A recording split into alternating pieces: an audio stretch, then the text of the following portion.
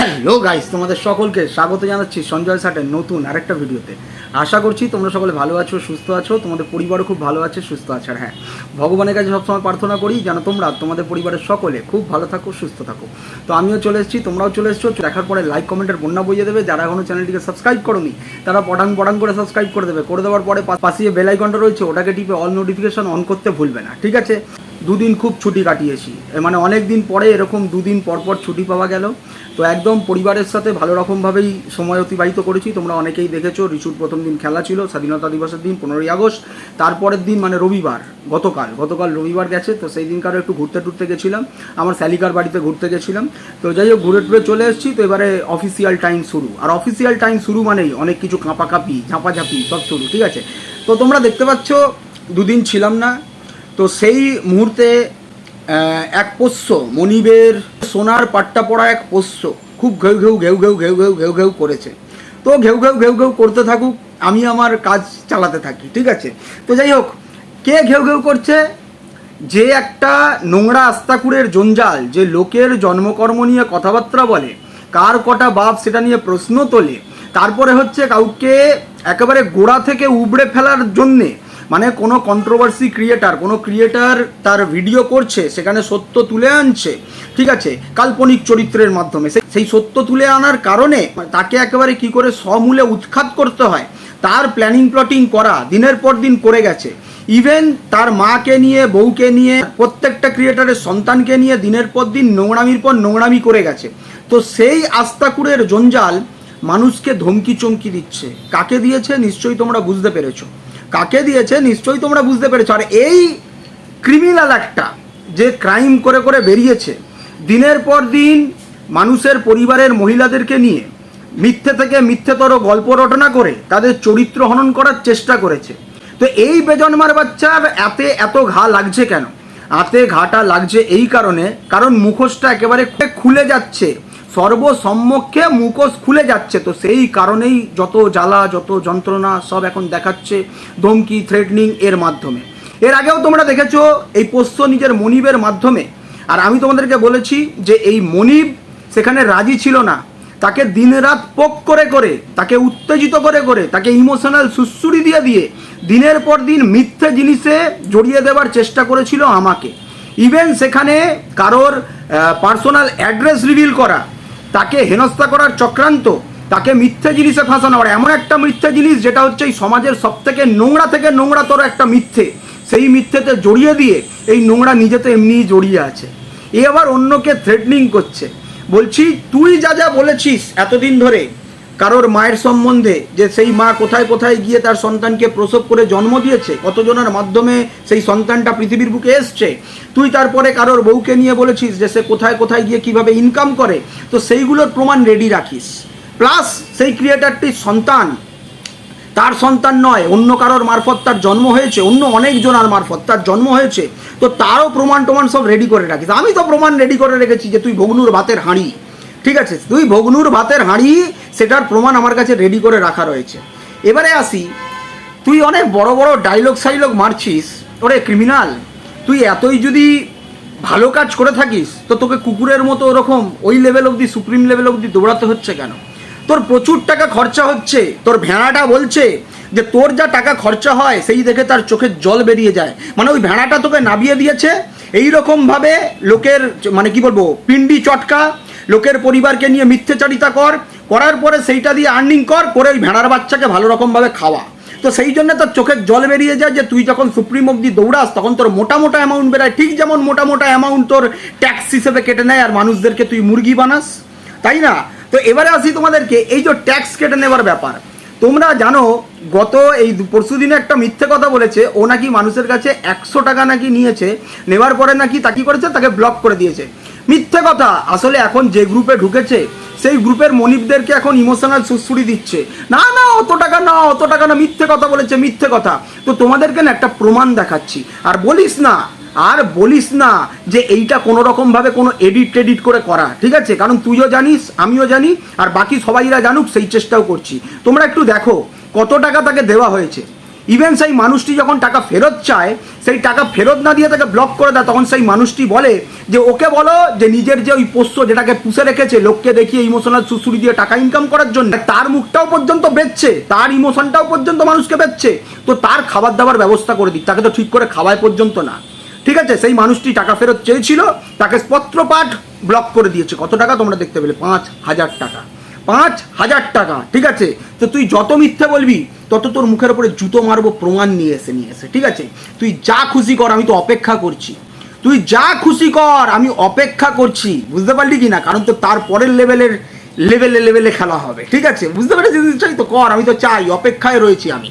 এবারে আসি যে সেই সময় যেভাবে ডিজিটাল ভিখারিপনাগিরি করেছে, করার পরে তখন যখন চারদিক থেকে চাপ আসছিল, তখনই পত্রপাঠ তোমাদের মনে রয়েছে, সেই সময়তেই ট্যাক্সের জন্যে, মানে কতটা ট্যাক্সও দিচ্ছে তার জন্য ওকে ফাইল রেডি করতে হয়েছিল। তাহলে তোমরা বুঝেছো যে সেই সময়ও কত টাকা আর্নিং করেছিল।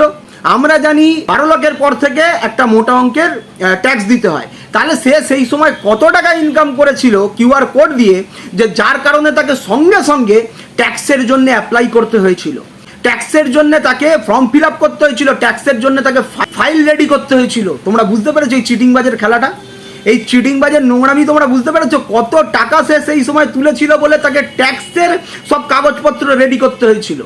বুঝেছো? এবারে আসি, এই চিটিংবাজটা যে এত আব্বি চাব্বি করছে আমাকে নিয়ে, বলছে যে আমি কোথা থেকে কি টাকা পয়সা তুলি। ঠিক আছে, প্রথম তো হচ্ছে তোকে প্রমাণ দিয়ে বলতে হবে।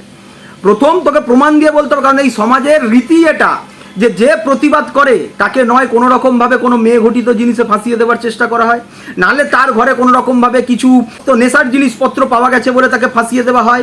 ঠিক আছে, তো এই জিনিস চলতে থাকে। তুই চরিত্রে দাগ দেওয়ার জন্যে, আমার প্রতিবাদকে আটকানোর জন্যে তুই যে মিথ্যাচারিতা শুরু করেছিস, তোকে প্রমাণ দিতে হবে। প্রমাণ না দিতে পারলে কেউ শুনবে না। আর আমি এরকম প্রমাণ দিয়ে তোকে ভালো রকমভাবে জুতিয়ে দিয়ে যাব। আর তোর এরকম জ্বলন জ্বলবি, আর তুই এরকম লুচির মতো ফুলবি, আর ফটাস করে ফাটবি। তুই বলেছিস না যে আমাকে ইগনোর করিস, করতে পারবি না তো। কারণ বললাম না, আমি বিন্দু বিন্দুতে সিন্ধু ভরবো। এবারে আসি, তোমাদেরকে আরও কিছু জানাবো, যেটা তোমাদেরকে বলেছিলাম যে এই মনিপকে দিয়ে নিজের চ্যানেলকে গ্রো করাবার জন্যে কত ফন্দি ফিকির করেছে, সেটারও তোমাদেরকে প্রমাণ দেবো। মনিবরা মনে আছে তোমাদের, যখন সেই সব বুইনদের মুখ দেখাবে না বলে সকলের সামনে ঘোষণা দিল যে কোনো রকমভাবে কাউকে কোনো প্রচার করব না, কাউকে দেখাবো না কে আমার বাড়িতে আসছে, কে আমার না আসছে। আর পত্রপাঠ এই পোষ্যটার, এই গলায় পট্টা পড়া পোষ্যটার এর আখেরে আঘাত লাগার কারণে মনিবদেরকে পর্যন্ত থ্রেটনিং করতে চলে গেছে। কি বলেছে আমাকে একজন ফোন করে কি সব বলছে, তোমরা একটু শোনো। ঠিক আছে? হ্যাঁ, হ্যালো, বলো।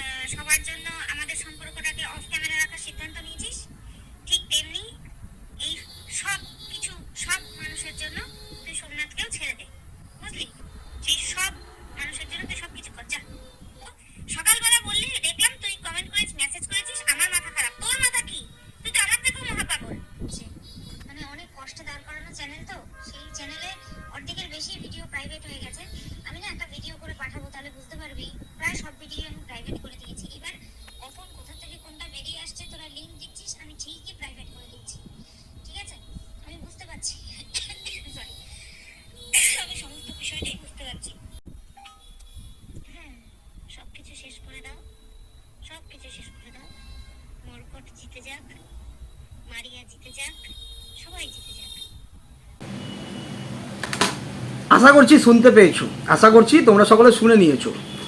নিজের আখেরে হাতে ঘা লাগার কারণে মনিবদেরকে পর্যন্ত ইমোশনাল ফুল করতে চলে গেছে। এর সহ্য হয়নি যে এর ওই পচা মুখ, ওই ডাস্টবিনের মতো মুখ যে মনিবরা দেখাবে না, আর না দেখালে যে প্রচার হবে না, তখন কি হবে? চ্যানেল গ্রো করতে পারবে না। চ্যানেলের প্রচুর ভিডিও প্রাইভেট করেছে, এর যে ক্ষতি হয়েছে সেই ক্ষতিগুলো তো মনিবদের থেকেই পোষাবে। কারণ মনিবদেরকে বিক্রি করেই, মনিবদের নামেই মিথ্যে গল্প রটনা করে, নোংরা খিস্তি খাউড়ি মেরে তাদের ভেতরকার গোপন গল্প নিয়ে এসে পরিবেশন করে টাকা ইনকাম করেছে। সেই সময়ে তারা উত্তেজিত না করার কারণেও পরেও সেখানে মনিবদেরকে নিয়ে যে রেকর্ডিংগুলো ছিল সেগুলো সব তখন রিভিল করেছে। মনিবরা কোনো রকমভাবে উত্তেজিত করেনি, অথচ কমেন্ট বক্সের কমেন্ট তুলে, যে কমেন্টগুলো নিজেরই ফেক আইডি থেকে মারা, মেরে মেরে তাদের ভেতরকার জিনিস কল রিভিল করে করে সেইগুলোর থেকেও ইনকাম করেছে। করার পরে চাপের পরে যখন হুড়কোটা খেয়েছিল তখন সেই ভিডিওগুলো প্রাইভেট করেছিল। করার পরে চ্যানেল যে বসে গেছে এর মাথায় ঢুকে যায় যে মনিবদের থেকেই সেই জিনিসটা আবার তুলবো, তো মনিবের কাছ থেকেই আমার নিজের মুখের প্রচার করাতে হবে, করিয়ে সেখান থেকেই আমি আবার আর্নিং করব। তো মনিবদেরকে পত্রপাঠ কিভাবে ধমকেছে চমকেছে তোমরা শুনতে পেয়েছো। আর এ নাকি যুক্তি দেয়। যুক্তি কি দিচ্ছে? যে তোরা অন্যের কথার জন্য তাহলে মানে মনিবের যে স্বামী রয়েছে তুই তাকেও ছেড়ে দে, এটা কোনো লজিক হলো? কেউ কোনোদিন কোনো ক্রিয়েটার বলেছে তাকে ছাড়তে? উল্টে এই বেজন্মার বাচ্চা তার উদ্দেশ্যে মনিবকে বলেছিল যে এই স্বামীকে ছাড়, আর ছেড়ে তুই ওই চিটিংবাজ যেটা রয়েছে, যেটা তোর টাকায় নিজের জীবন চালাবার ধান্দা করছে, তার কাছে চলে যা, ছাড় একে। এই বেজন্মার বাচ্চা কি ইস্যু দিচ্ছে যে অন্য জনের জন্য তুই তো স্বামীকে ছেড়ে দে? কোনো একটা ক্রিয়েটার কখনো বলেছিল? বরঞ্চ প্রত্যেকজন চেয়েছিল তারা সুস্থভাবে নিজেদের মতো জীবনযাপন করুক। এই ইস্যু তৈরি করছে, দেখো মানে কিভাবে লজিক দেখাচ্ছে। লজিক, এটা নাকি লজিক যে অন্যের জন্য তুই স্বামীকে ছাড়। কি রাগা রেগে গেছে, কি রাগা রেগে গেছে। বলছে একটা কাজ কর, সবার জন্য তুই তোর স্বামীকেও ছেড়ে দে। যেমন সবার জন্য আমাদের সম্পর্ক অফ ক্যামেরা রাখার সিদ্ধান্ত নিয়েছিস, কি জ্বালা জ্বলেছে, কি ফাটা ফেটেছে।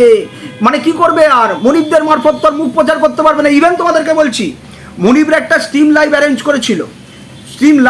করেছিল, তোমাদের মনে আছে? সেই স্ট্রিম লাইভে সব বুইনরা উঠেছিল, উঠে লোককে জ্বালানোর চেষ্টা করছিল। তার পেছনেও প্ল্যানিংটা ছিল এই বেজন্মার। এই বেজন্মা তাদেরকে প্ল্যানিং করেছিল যে তুই একটা স্ট্রিম লাইভ কর। মনিবরা তার চ্যানেলে করতে রাজি হয়নি, এর চ্যানেলে করার কথা ছিল। এ বলছে কি আমার চ্যানেলে আর কতজন দেখবে, তোর চ্যানেলে কর। 5 লাখের চ্যানেল, 5 লাখের চ্যানেল করলে সেখানে বেশি বেশি জন দেখবে। নিজের মুখে বলছে, সেগুলোও আনবো তোমাদের কাছে, সেগুলোও আনবো। সেখানে বলছে তুই তোর চ্যানেলে কর, করলে বেশি বেশি প্রচার পাবে। আর বেশি বেশি প্রচার পেলে মনিবের ওখান থেকে কিছু সাবস্ক্রাইবার গেন হবে, ভিউয়ার্স পাবো, আমার মুখটার পরিচিতি বাড়বে, আমাকে লোক আরো চিনবে জানবে। বুঝতে পেরেছো?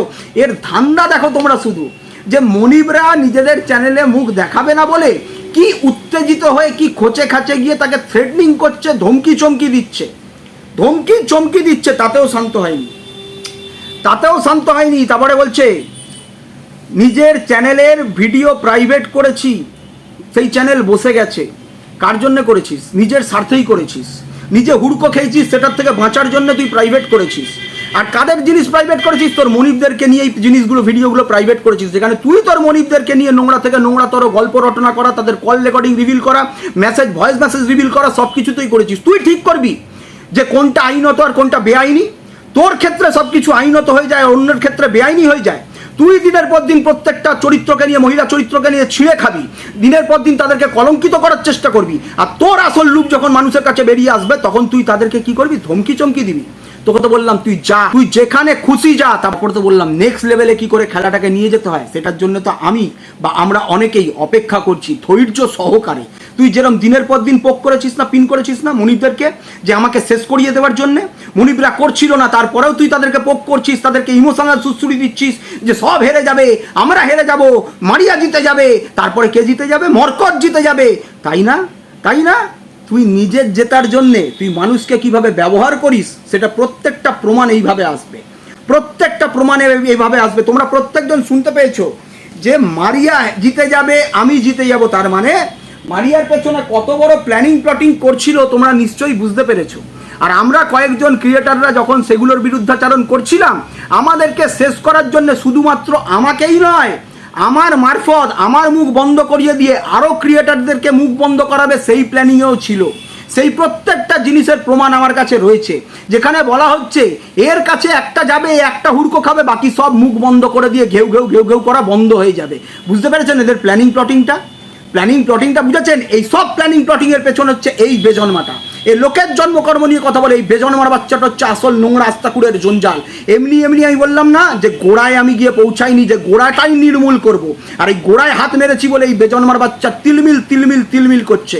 করতে থাক আর তুই দেখতে থাক। আর প্রত্যেকটা মানুষকে বলছি যাদের সাথে যোগাযোগ করছে, সাবধানে থাকুন, ব্যবহার করছে। আচ্ছা, আপনাদের ক্ষেত্রে যদি আপনাদেরকে শেষ করার জন্য কেউ কোনো কিছু করতো, আপনাদের তো একটু কিছুতেই হাতে ঘা লেগে যায়।